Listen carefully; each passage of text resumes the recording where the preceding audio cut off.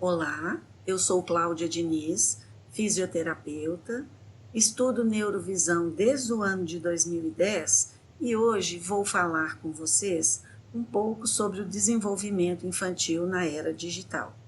Então vamos lá? Estamos na era digital, acho que todos já nos demos conta disso.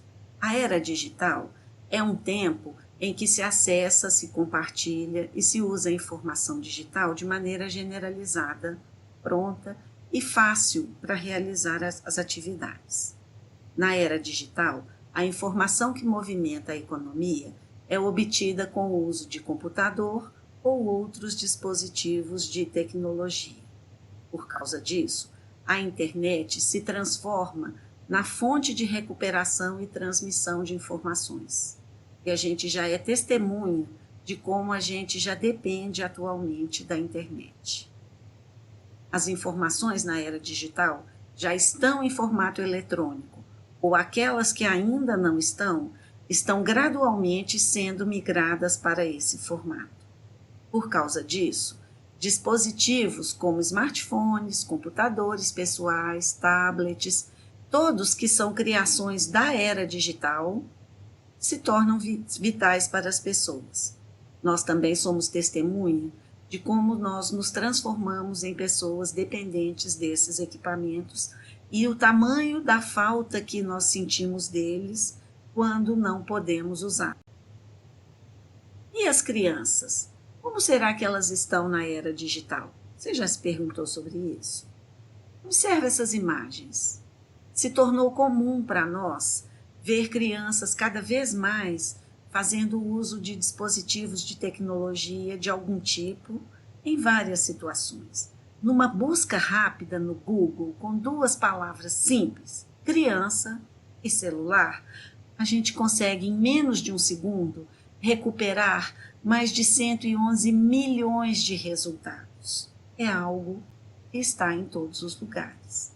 O problema é que a gente tem visto cenas também como essas, em que crianças cada vez mais jovens estão sendo expostas ao uso da tecnologia da era digital. Será que isso é bom para as crianças? Observe esse conjunto de imagens. Existe alguma coisa em comum em todas essas imagens, mas não estou me referindo ao fato de essas crianças estarem todas usando um aparelho de celular. Será que você já consegue ter uma ideia do que a gente pode estar querendo chamar a atenção? Eu quero chamar a sua atenção para problemas escondidos aqui nessas imagens. E se você ainda não conseguiu ter a ideia de que problema pode ser esse, observa essa outra imagem. E essa outra. Alguma coisa chama a sua atenção? Agora observa esse outro conjunto de imagens. Diferente do anterior, aqui também nós temos um elemento em comum em todas essas situações. E novamente não estou me referindo ao uso do aparelho de celular ou tablet. Mas existe algo em comum em todas essas situações e isso também se refere a um problema. Agora, mais um conjunto de imagens em que novamente as crianças estão expostas ao uso da tecnologia digital e nesse conjunto nós também temos outra coisa em comum, diferentemente dos anteriores. E novamente temos um problema. São 3 problemas que nós queremos destacar aqui. Vamos retomar o primeiro conjunto de imagens. O problema que nós nos referimos, que é comum a todos esses garotos e garotas aqui, é o esforço oculomotor exagerado. Para poder olhar fixamente para uma imagem de tamanho reduzido, como a imagem exibida na tela de um celular, a gente faz um esforço oculomotor muito grande. Observa nesse exemplo aqui que é possível perceber, inclusive, a testa do garoto franzindo, juntando as sobrancelhas, mostrando que não está fácil para ele enxergar o que ele está tentando olhar.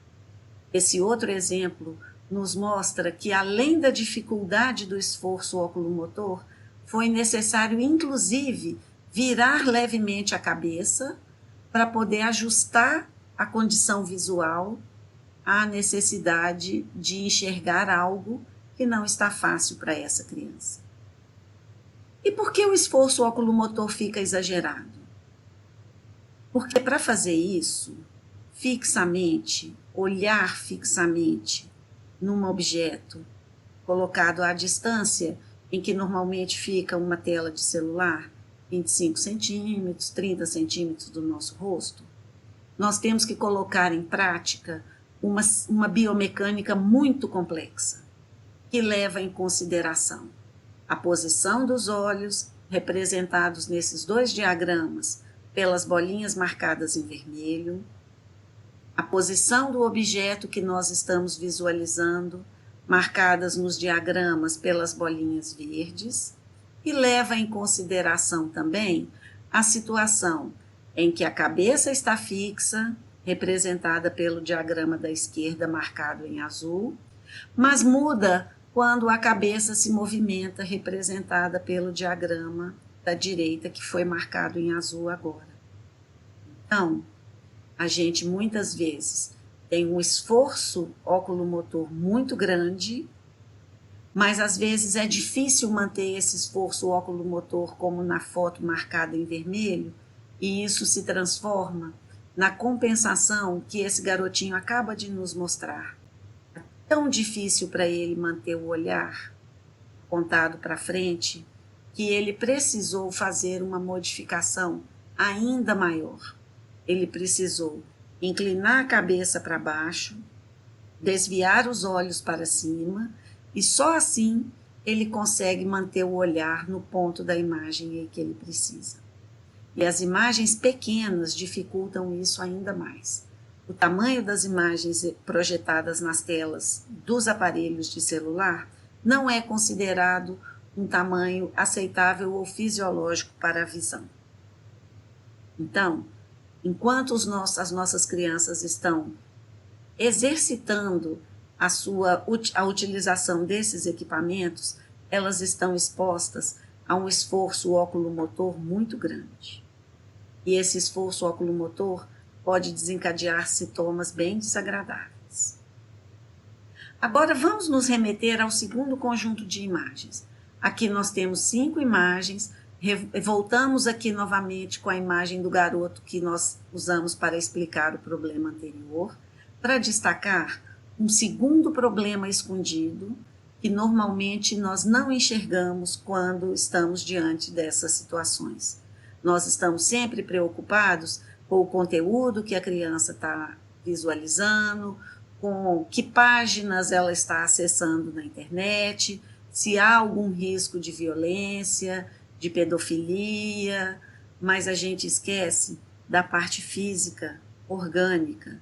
E o problema que estamos evidenciando aqui é um problema das alterações na postura. Observe que todas essas crianças estão com a cabeça virada em alguma quantidade para baixo. Em qualquer idade, estamos estimulando as crianças a ficarem com a cabeça virada para baixo. Agora, observa por que isso pode ser um problema de postura alterada.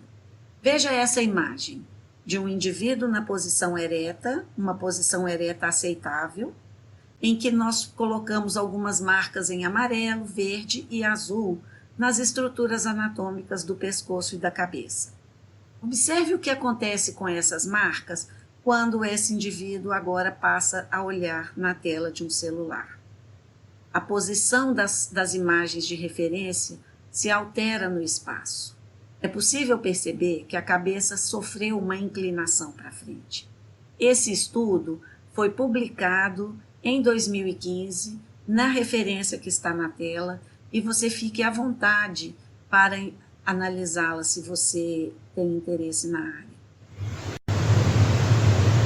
Isso passa a ser um problema porque a cabeça, naturalmente, tem a tendência para cair para frente, como está mostrado nesse vídeo, certo? Pensando somente pelo peso e a forma anatômica do esqueleto, a cabeça está em queda livre para frente o tempo todo. E o que nós estamos fazendo quando abaixamos a cabeça para olhar no celular é estimular essa queda livre pelo tempo em que nós ficamos olhando no celular.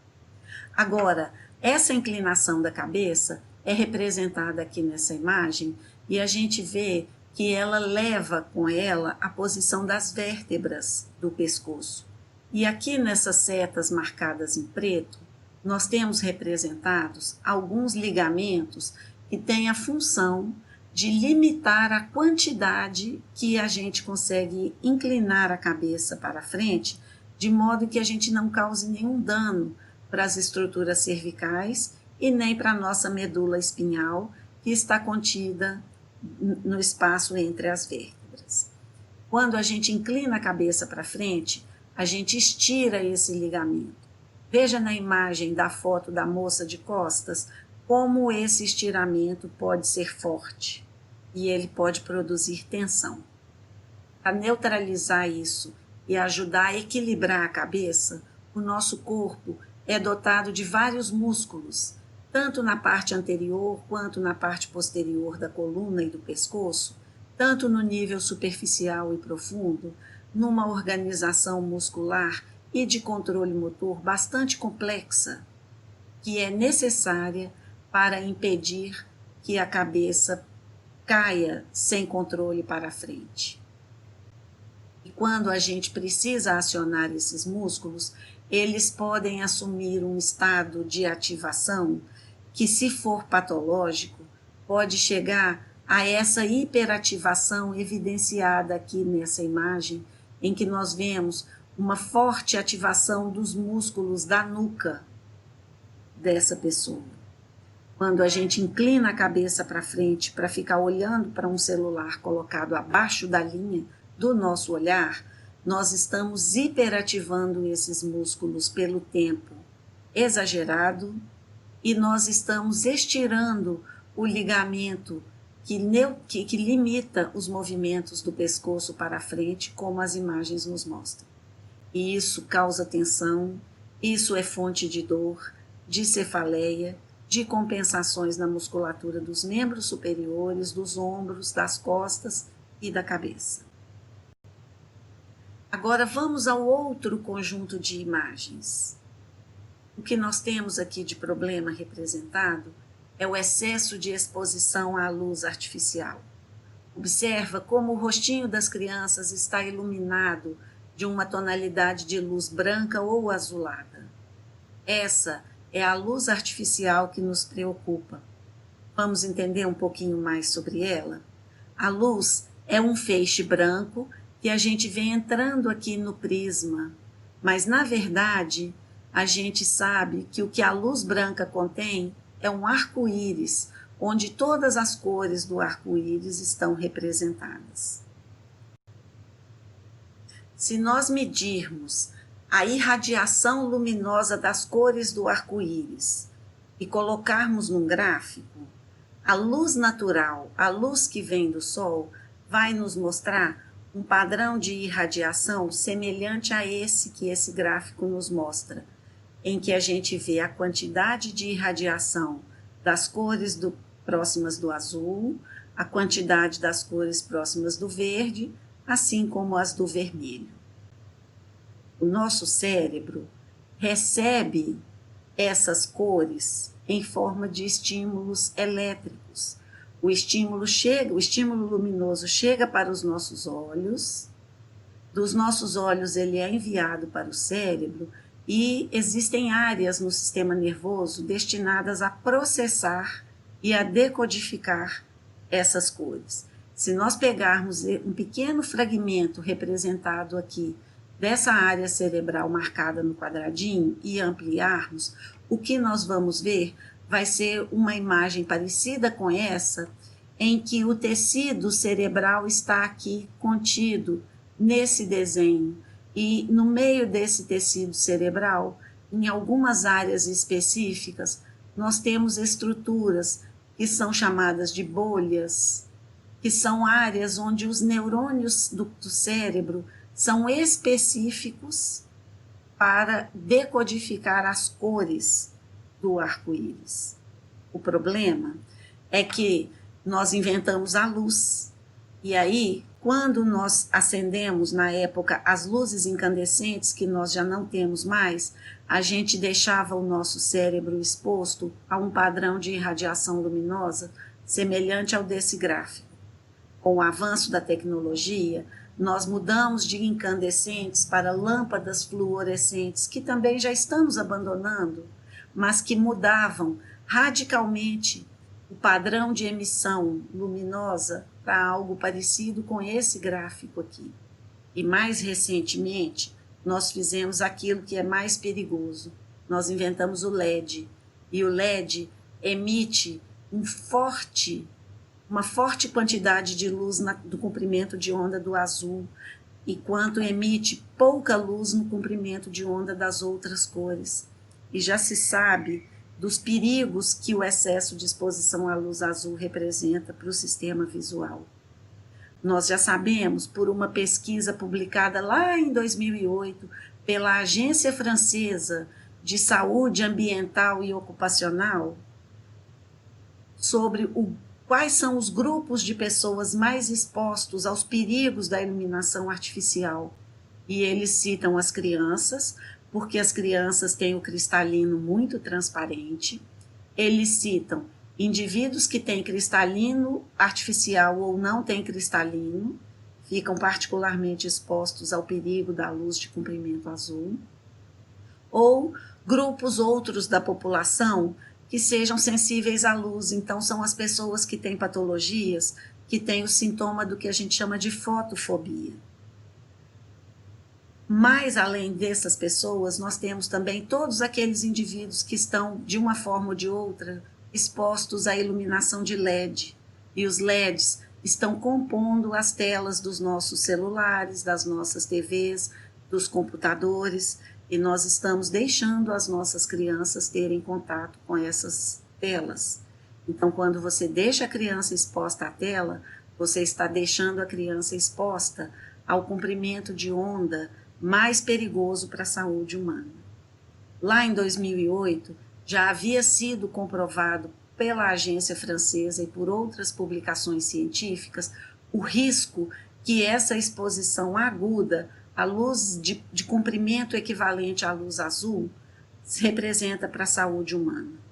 Lá naquela época, há 12 anos atrás, ainda havia incerteza em relação a 2 pontos: ao efeito da exposição crônica a baixas doses de luz artificial, que quer dizer você usar um pouquinho um equipamento que irradia luz de comprimento na onda do azul diante dos seus olhos, um pouquinho de cada vez, mas todo dia um pouquinho.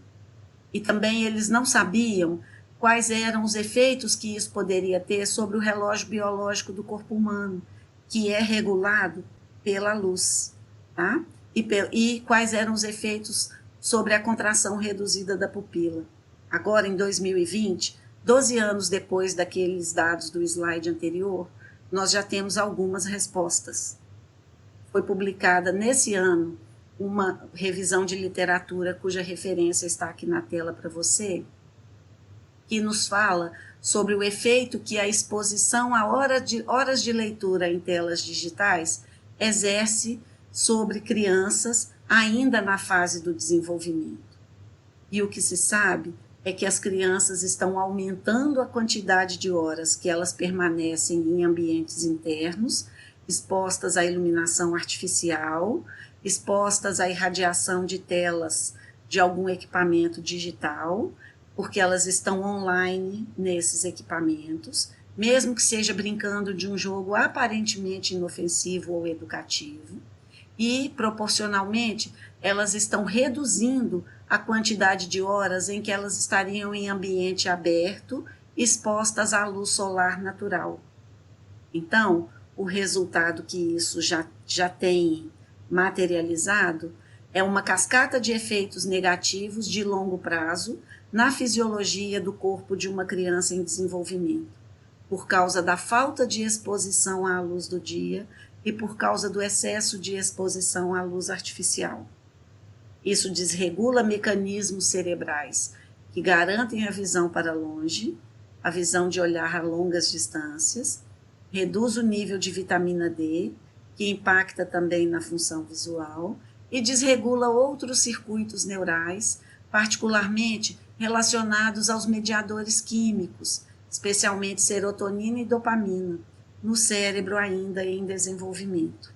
Se você quiser saber mais detalhes a respeito de cada um desses problemas já constatados, fica aí a sugestão para você consultar essa referência, que é uma revisão de literatura muito completa.